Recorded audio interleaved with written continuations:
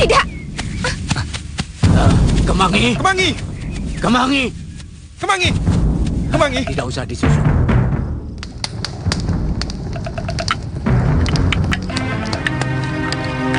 Lanjutan dari episode sebelumnya, kita diperlihatkan dengan Arum Kemangi yang sedang menyalakan api sendirian di tengah hutan kawasan Malwapati. Terlihat di saat itu ia tampak kesal sekali, sebab dirinya belum bisa membalaskan dendamnya pada Batik Madrim atas kematian boponya dan ia juga tidak bisa menerima penjelasan mahagurunya karena sudah terhasut oleh Pangeran Magora. Dan tidak lama kemudian datanglah Suliwa ke tempat tersebut dengan menunggangi kuda dan di saat itu pun Suliwa mencoba menasehati dan memberi pencerahan pada Arum Kemangi agar bisa membedakan mana yang benar dan mana yang salah. Supaya ia mau mengakui kesalahannya dan kembali meminta maaf terhadap Patih Batik Madrim atas tuduhannya yang keliru. Suliwa juga memberikan solusi terbaik dan menjelaskan kepada Arum Kemangi bagaimana cara menghadapi masalah dan menyelesaikannya dengan pikiran yang tenang. Karena watak seperti itu sangat berbahaya. Dan lebih berbahaya lagi, kalau memutarbalikan kebenaran karena hasutan.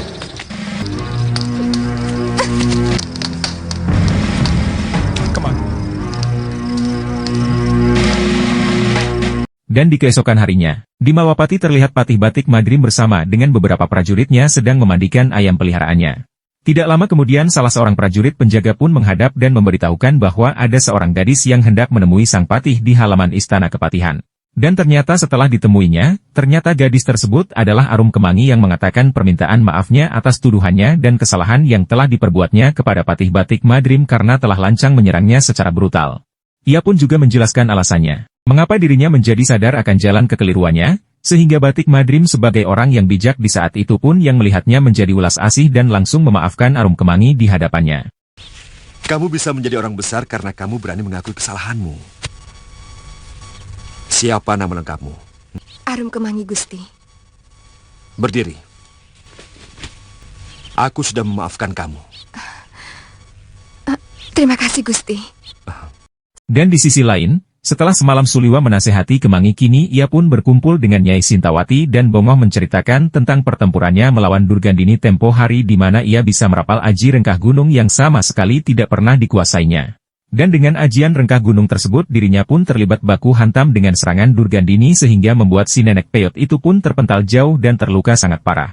Mendengar cerita Suliwa, Dewi Sintawati pun tampak menyesal ia tidak berada di sana yang seharusnya dia sendirilah yang harus menghabisi Durgandini si iblis betina musuh besarnya itu. Tapi Nyai, yang penting musuh kita yang sangat berbahaya itu sudah tewas toh. Siapapun yang melakukan, ya tidak jadi soal toh. Iya, tapi saya hanya merasa kurang puas. Apa rencana Nyai Dewi selanjutnya? Sebenarnya, saya ingin kembali ke Sugaluh. Tapi, murid Durgandini yang menguasai ajian rengkah gunung itu masih berkeliaran. Dan dia juga harus dilenyapkan. Iya, firasat saya mengatakan, dia akan banyak membuat kekacauan di mana-mana. Ini tanggung jawab semua pendekar aliran putih. Untuk bersama-sama menghukum dia. Bibi masih ingat tempat ini? Tempat Gladi Kanuragan Padepokan Jagat Saksana. Bibi mau menikmati kekuasaanku di tempat ini. Sementara scene berganti, kini kita menuju pada Sudawirat dan Lokahita yang mana di saat itu sedang berkelana semenjak terpisah dengan Durgandini dan kini mereka telah sampai pada sebuah tempat yang tidak asing lagi yaitu Padepokan Jagat Saksana. Di mana tempat tersebut Sudawirat pernah membantai para sesepuh Mahaguru Labdajaya perguruan Jagat Saksana dalam Gladi Kanuragan yang diadakan tempo lalu. Sudawirat yang mengatakan kepada Lokahita bahwa dirinya ingin menaklukkan kembali perguruan Jagat Saksana lalu muncullah niat busuk dalam dirinya untuk menjadi guru besar di sana. Hingga pembicaraan mereka yang memiliki niat jahat untuk menguasai tempat itu pun akhirnya terdengar oleh seorang pencari rumput yang ternyata dia adalah salah seorang dari murid perguruan Jagat Saksana sendiri. Orang tersebut akhirnya segera bergegas lari menuju perguruannya. Dan di perguruan tersebut saat itu terlihat sedang melakukan rutinitas latihan silat yang kini dipimpin oleh Empu Krodanalas sahabat dari Empu Labdajaya yang tewas di tangan Sudawirat. Hingga tibalah si tukang rumput itu, kemudian langsung melaporkan berita buruk yang baru saja didengarnya tentang rencana jahat pendekar brutal pemilik ajian rengkah gunung tersebut. Ada apa? Pendekar iblis itu datang lagi. Pendekar iblis yang mana? Anak muda yang membunuh Mahaguru Labdajaya. Empu Papaka, Empu Nandaka, dan Empu Wikar. Waktu Gladi Kanuragan dulu, Guru. Ya!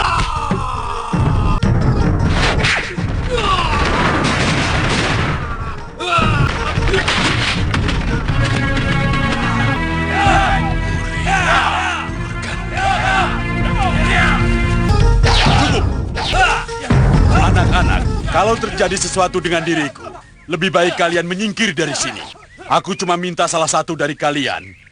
Pergilah ke kaki Gunung Jembar. Temui Wiku Upadita. Ceritakan apa yang terjadi di sini. Dan ketika Mahaguru Jagat Saksana itu belum selesai memberikan pesan-pesan dan petunjuk bagi muridnya, secara tiba-tiba Sudawirat pun muncul di padepokan tersebut yang langsung menawarkan untuk menggantikan sebagai guru besar di sana. Di saat itulah niat busuknya langsung mendapat penolakan keras dari Empu Krodanala, hingga membuat nafsu brutal Sudawirat pun bergejolak untuk ingin segera menghabisi pemimpin perguruan tersebut. Sosok pemuda yang sombong dengan ilmunya itu sangat berjiwa keras kepala sekali, ketika Empu Krodanala mencoba berdebat dengannya tentang perguruan silat yang dipimpinnya tidak hanya mengedepankan ilmu kanuragan saja, tetapi juga menanamkan nilai-nilai kebaikan. Namun pemuda brutal itu pun sama sekali tidak menanggapi perkataannya, malah ia dengan sombongnya pun jumawa dengan kesaktiannya dan akan menguasai perguruan tersebut untuk menciptakan pendekar sakti dengan tujuan menebarkan angkara murka. Kemenangan bukan tujuan, Kisanak, tapi anugerah. Hei, aku ingin tahu, apakah kamu akan mendapatkan anugerah kalau melawanku? Kami sangat menjunjung tinggi harga diri anak muda. Tidak pernah ada tantangan kepada kerabat Jagat Saksana yang tidak pernah terjawab. Bertele-tele. Iya.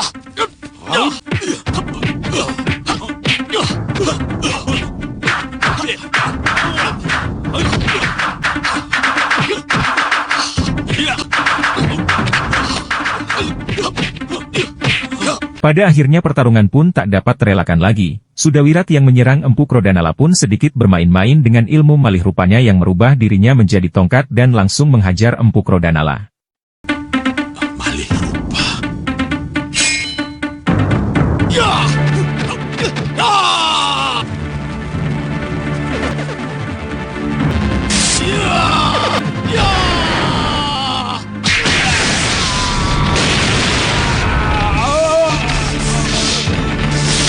Dan disinilah peristiwa tragis di perguruan tersebut terjadi lagi. Sungguh naasnya nasib Empu Krodanala pada saat itu meski ia telah melindungi diri dengan segenap tenaga dalam yang dimilikinya namun apa daya rengkah Gunung Sudawirat tetap mampu menghancurkan tubuhnya.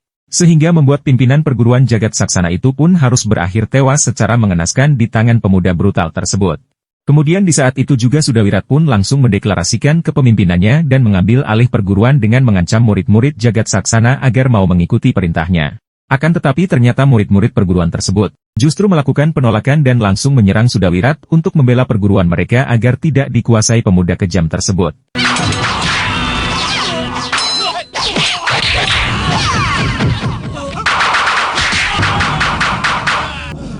Jangan percaya dengan omongan guru kalian. Tidak ada satupun padepokan di muka bumi ini yang tidak menginginkan kemegahan. Ilmu silat Jagat Saksana ketinggalan zaman. Mengerti? Jurus-jurus ilmu silat sekarang tidak lagi membutuhkan keindahan, tapi bagaimana mampu membunuh lawan dengan cepat. Dan semua itu kuncinya pada kecepatan dan tenaga. Di saat itu Sudawirat kemudian memaksa murid padepokan untuk mengikuti perintahnya, jika tidak ia akan membantai semua perguruan tersebut. Setelah mendapat ancaman yang menakutkan dari Sudawirat, akhirnya sisa-sisa murid Jagat Saksana yang masih hidup itu pun dengan terpaksa mau untuk menjadikan Sudawirat sebagai guru besar mereka. Kami bersedia mengangkat Tuan sebagai Mahaguru, tapi kami mohon nama padepokan ini jangan diganti. Hei, ratusan pendekar punya nama dan julukan yang menakutkan, tapi ilmu mereka cetek. Aku tidak peduli itu. Mengerti? Aku akan membuat kalian ditakuti, meski nama kalian Coros sekalipun. Apa arti sebuah nama? Betul, Guru. Sementara di sisi lain kita tengok keadaan Durgandini setelah terhantam aji rengkah Gunung Suliwa, dan ternyata kini ia sedang digotong masuk ke dalam sebuah gua oleh para makhluk kerdil yang menemukannya tergeletak tak berdaya dan hampir tewas menjadi bangkai di sebuah hutan belantara. Dengan kesaktian ilmu para makhluk jin cebol itu pun mencoba menghidupkan kembali si nenek peyot tersebut, karena mereka tahu bahwa Durgandini di alam nyata adalah ratunya kejahatan sebab para siluman itu sangat menjunjung tinggi jiwa-jiwa yang tersesat seperti Durgandini. Siapa dia Pak Ketua? Di golongan manusia, dia ini ratunya kejahatan.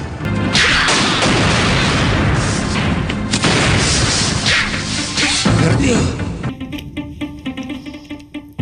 Ya.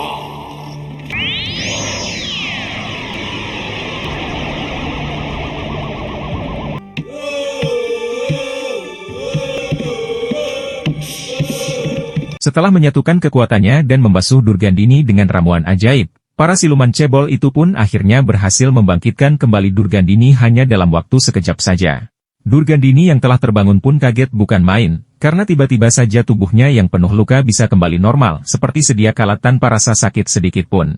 Durgandini yang sudah sadar dari sekaratnya, kemudian menjadi bertanya-tanya siapa sebenarnya para makhluk tersebut dan kenapa mereka mau menolong dirinya bahkan bisa menyembuhkannya dalam waktu yang sangat singkat. Lantas para siluman kerdil itu kemudian menjelaskan semuanya kepada Durgandini, bahwa mereka sangat menyukai bangsa manusia yang selalu berada di jalan kesesatan. Maka dari itu, alasan para makhluk tersebut menyelamatkan Durgandini agar si nenek peyot bisa melanjutkan kembali aksinya menjadi ratunya kejahatan dalam menebar sifat-sifat buruknya. Apa kau minta upah dengan kebaikan kalian semua selama ini padaku? Iya. Kami tidak pernah menuntut apa-apa, Nyai. Kami senang melihat Nyai selalu berbuat kejahatan. Karena kejahatan adalah udara dari dunia kegelapan, dunia yang kami huni selama hidup, Nyai. Kalian menyindir aku ya? Buat apa menyindir Nyai? Sama artinya menyindir kami sendiri. Sudahlah, sudah. Singkat cerita, setelah beberapa hari berada di goa siluman tersebut, Durgandini pun mencoba melatih kembali ilmu-ilmu yang dimilikinya. Dan di saat itu ia pun juga menjajal aji rengkah gunungnya lagi. Akan tetapi setelah mengeluarkan ajian andalannya tersebut, fisik Durgandini pun langsung merasa lemas tak berdaya.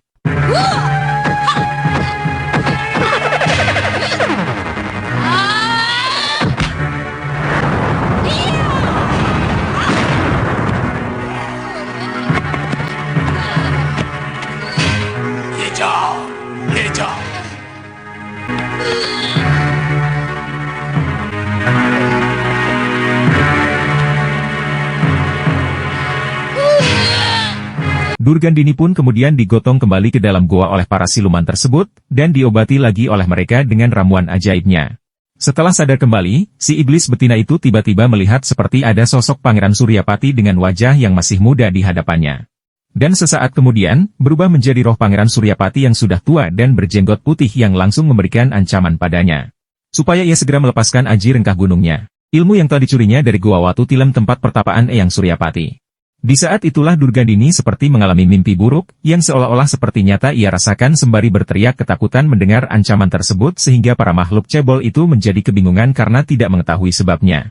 Durgandini, kamu telah mencuri kitab terlarang itu, Durgandini. Hidupmu akan selalu gelisah sebelum kamu musnahkan ilmu rengkah gunung itu dari dirimu.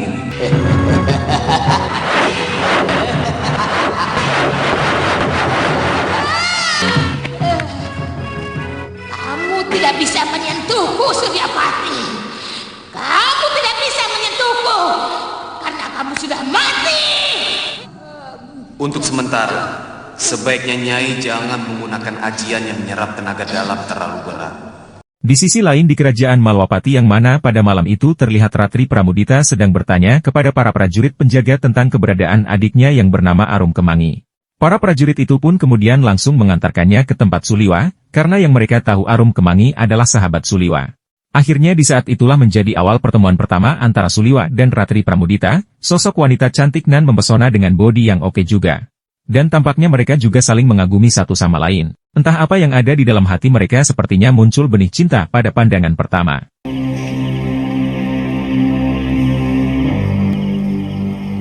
Tuan? Oh iya. Maaf, Nini. Nama saya Ratri Pramudita, kakak seperguruan Arum Kemangi. Nama saya Suliwa. Arum Kemangi meninggalkan Malwapati setelah Empu Ayusa dan Empu Gangsa menyusul kemari. Tapi dia menolak untuk pulang. Tuan tahu kemana perginya? Dia mengatakan kepada Bongo, pembantu saya. Bongo mengatakan dia pergi ke Dharmasraya atau ke Ligor. Ratri Pramudita pun kemudian berpamitan, setelah Suliwa menceritakan tentang keberadaan Arum Kemangi. Akan tetapi, melihat situasi yang sudah larut malam, Suliwa dengan cepat mencegahnya. Karena di tempat tersebut masih ada kamar kosong bekas Arum Kemangi, Suliwa pun menyarankan Ratri untuk tinggal di sana dulu dan melanjutkan perjalanannya kembali hari esok. Sebentar. Maaf. Kebetulan di sini ada bilik yang kosong bekas Arum Kemangi. Nini bisa menginap di sini. Terima kasih, Tuan. Tuan?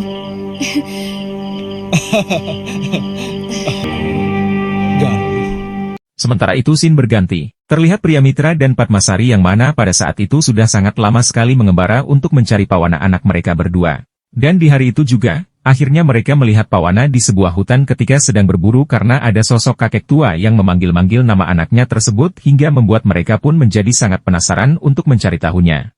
Setelah menunggu beberapa saat, tibalah seorang kakek yang memanggil nama Pawana dan menghampirinya lalu ia pun segera mengajak Pawana pergi dari tempat tersebut.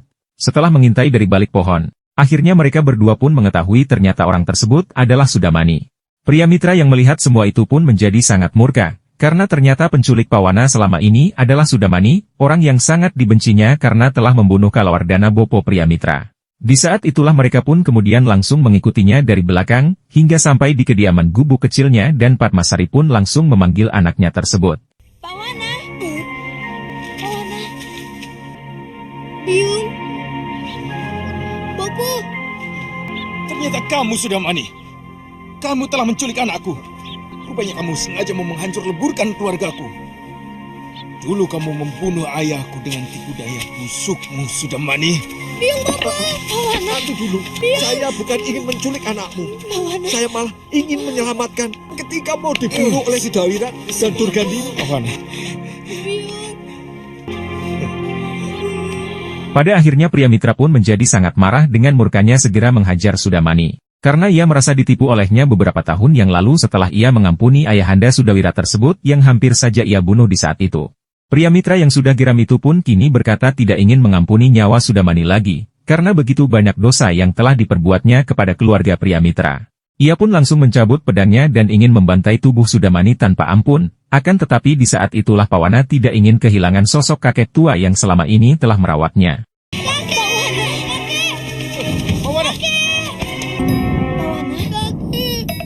Wana, sini.